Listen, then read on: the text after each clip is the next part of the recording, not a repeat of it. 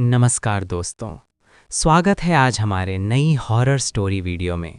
तो दोस्तों शुरू करते हैं।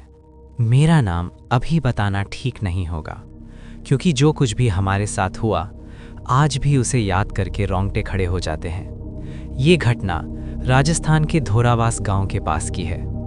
धोरावास एक ऐसा गांव जिसका नाम सुनते ही आसपास के लोग चुप हो जाते हैं। मैं और मेरे दो दोस्त राकेश और मोहन उस रात बाइक से धोरावास से भैरूखेड़ा गांव जा रहे थे। रास्ता ज्यादा लंबा नहीं था, लेकिन रात का समय था। घड़ी में ठीक 12 बजने वाले थे। धोरावास का वो रास्ता, चारों तरफ रेत, बबूल के पेड़ और बीच में एक पुरानी कच्ची सड़क। सबसे खतरनाक जगह थी धोरावास का काला कुआं। गांव के बुजुर्ग कहते थे, काला कुआं रात के 12 बजे जाग जाता है। हम हंसते थे, हमें लगता था ये सब गांव की अफवाहें हैं। जैसे ही बाइक काला कुआं धोरावास के पास पहुंची, अचानक बाइक की हेडलाइट अपने आप मंद पड़ गई। मोहन बोला, भाई लाइट क्यों कम हो गई? मैंने एक्सीलरेटर दिया, लेकिन बाइक की स्पीड अपने आप कम होने लगी। और तभी घड़ी में 12 AM हो गया। अचानक हवा एकदम ठंडी हो गई, रेत उड़ने लगी, लेकिन अजीब बात यह थी कि आवाज बिल्कुल नहीं थी। काला कुआं धोरावास, वहां से किसी के चलने की आवाज आई। राकेश ने धीरे से कहा, कोई है वहां? और तभी हमने देखा कुएं के पास एक औरत की परछाई, जो जमीन पर चल नहीं रही थी, फिसल रही थी। उसके पैर पीछे की तरफ मुड़े हुए थे। मेरे हाथ कांपने लगे। मैं बाइक स्टार्ट करने की कोशिश कर रहा था, लेकिन बाइक स्टार्ट ही नहीं हो रही थी। औरत की आवाज आई, धोरावास वापस चलो। उसकी आवाज जैसे सीधे दिमाग के अंदर गूंज रही थी। मोहन रोने लगा, भाई ये इंसान नहीं है। तभी कुएं से पानी गिरने जैसी आवाज आई, जबकि वो कुआं सालों से सूखा था। औरत अब बिल्कुल हमारे सामने थी। उसका चेहरा दिख नहीं रहा था, बस आंखें, जलती हुई लाल आंखें। उसने धीरे से कहा, जो इस रास्ते से गया वो वापस नहीं गया। मेरे मुंह से बस एक ही बात निकली, जय बाबा भैरव। और उसी पल बाइक अपने आप स्टार्ट हो गई। लेकिन कहानी यहीं खत्म नहीं होती, क्योंकि जो हमें भैरूखेड़ा गांव में दिखा वो धोरावास के काले कुएं से भी ज्यादा डरावना था। जारी रहेगा पार्ट 2। ठीक है, ये रहा पार्ट 2।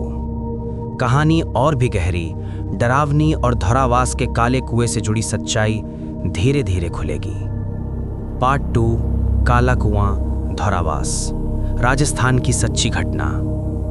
बाइक अपने आप स्टार्ट हो चुकी थी, लेकिन मेरे हाथ अभी भी कांप रहे थे।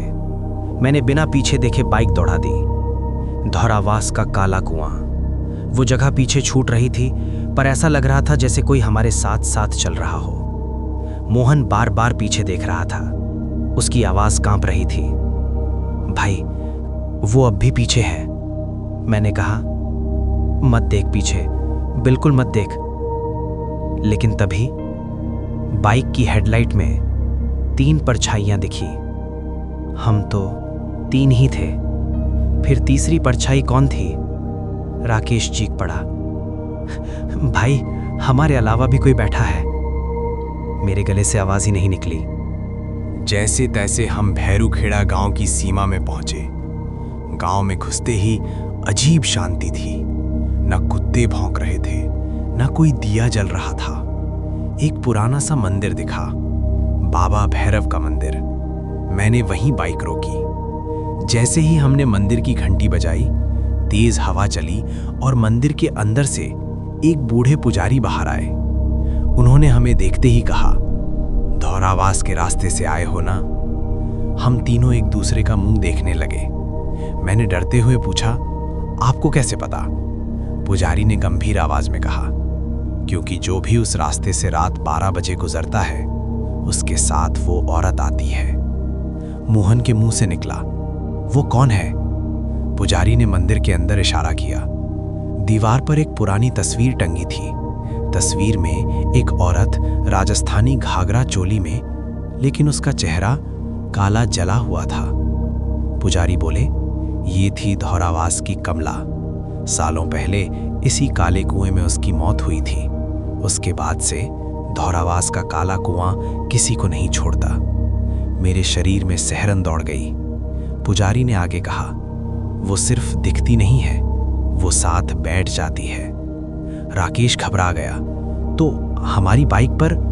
पुजारी ने धीरे से सिर हिलाया। तभी मंदिर की लाइट अपने आप बुझ गई और अंधेरे में वही आवाज गूंजी, धौरावास वापस चलो। मोहन जमीन पर बैठ गया। मैंने देखा उसके पैरों पर गीली मिट्टी के निशान थे, जैसे कोई कुएं से निकलकर चल कर आया हो। पुजारी चिल्लाए, अगर सुबह होने से पहले ये छाया नहीं हटी तो ये लड़का वापस धौरावास चला जाएगा और फिर कभी नहीं लौटेगा। मेरे कानों में सिर्फ एक ही शब्द गूंज रहा था, धौरावास, धौरावास, धौरावास। और तभी मोहन ने मेरी तरफ देखा और एक अजीब सी मुस्कान के साथ बोला, चलो ना, काला कुआं हमें बुला रहा है। यहीं हमें समझ आ गया कि असली डर अब शुरू होने वाला है। जारी रहेगा पार्ट 3, आखिरी और सबसे डरावना हिस्सा। दोस्तों, वीडियो में बने रहना, असली सच्चाई और सामने आएगी और वीडियो में बहुत मजा आएगा। तैयार हो जाओ।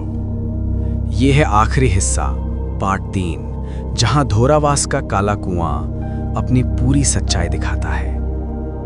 पार्ट 3, काला कुआं, धौरावास, आखिरी सच्चाई। मोहन की आंखों में अब मोहन नहीं था। उसकी मुस्कान अजीब थी, ठंडी, जैसे किसी और की। वो धीरे धीरे खड़ा हुआ और बोला, धौरावास चलो, काला कुआं इंतजार कर रहा है। पुजारी ने झट से उसके हाथ में काले धागे बांधे और मंत्र पढ़ने लगे। मंदिर के अंदर हवा तेज हो गई। घंटी अपने आप बजने लगी। मैंने मोहन का कंधा पकड़ा, होश में आ, हम वापस नहीं जा रहे। लेकिन उसी पल मंदिर के बाहर बाइक का हॉर्न अपने आप बजा। हम तीनों बाहर भागे और जो हमने देखा वो जिंदगी भर नहीं भूल सकता। बाइक के पीछे रेत पर गीले पैरों के निशान थे, 4 निशान। हम तो 3 थे। पुजारी चिल्लाए, वो अब भी साथ है। इसे यहीं छोड़ोगे तो बच जाओगे, वरना धौरावास तुम्हें खींच लेगा। मोहन अचानक जमीन पर गिर पड़ा। उसके मुंह से पानी गिरने लगा, जैसे कोई कुएं का पानी उगल रहा हो। मैंने डरते हुए कहा, बाबा कुछ भी करो, बस इसे बचा लो। पुजारी ने मंदिर के पीछे से काले कुएं की मिट्टी मंगवाई। हाँ, वही मिट्टी जो सालों पहले धौरावास के काले कुएं से निकाली गई थी। जैसे ही वो मिट्टी मोहन के माथे पर लगी, एक जोरदार चीख गूंजी। औरत की आवाज, धौरावास मेरा है। मंदिर के बाहर रेत का बवंडर उठा और उसी पल सब शांत। मोहन बेहोश था पर जिंदा। सुबह होने से पहले हम उसे लेकर गांव से निकल गए, लेकिन कहानी यहीं खत्म नहीं होती। 3 दिन बाद मोहन होश में आया। उसने बस एक बात कही, कुएं के अंदर और भी लोग हैं जो रास्ता भूल गए।